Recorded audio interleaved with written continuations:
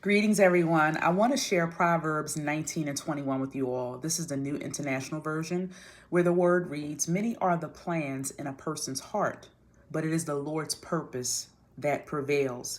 Now, when I begin to meditate on this scripture, it made me think of my own personal testimony. So I'll share with you. It was about 4 years ago that I would end up on social media because I was exploring an entrepreneurial journey.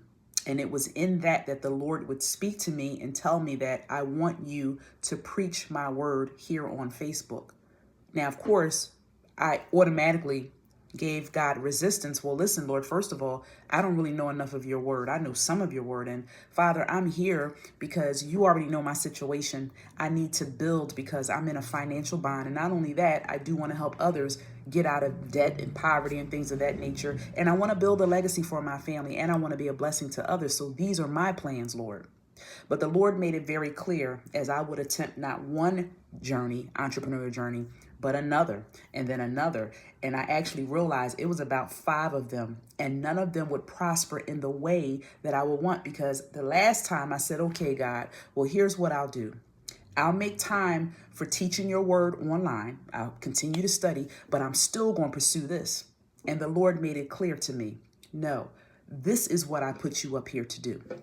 So it wasn't until I would decide to fully obey God that I could see his plan, his purpose prevailing and unveiling in my life. So here it is 4 years later. See, people don't understand. When you've been called, it's not about what you want to do. It's about what you must do, because you won't have peace. You won't have rest. It's almost like God won't allow anything to prosper until you have done what he has told you to do.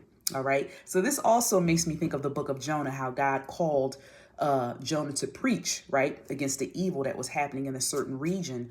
And he decided he wanted to go in the opposite direction because he didn't want to obey God. And I'll just paraphrase, he did not have any rest until he did what God called him to do. He tried to jump on a ship to get away, and those men tossed him overboard. He ends up in the belly of a whale. The whale spits him out, and then he finds himself right back where God had intended him to be in the first place, in the city of Nineveh, preaching and teaching the word as he has commanded. So perhaps this message resonates with you.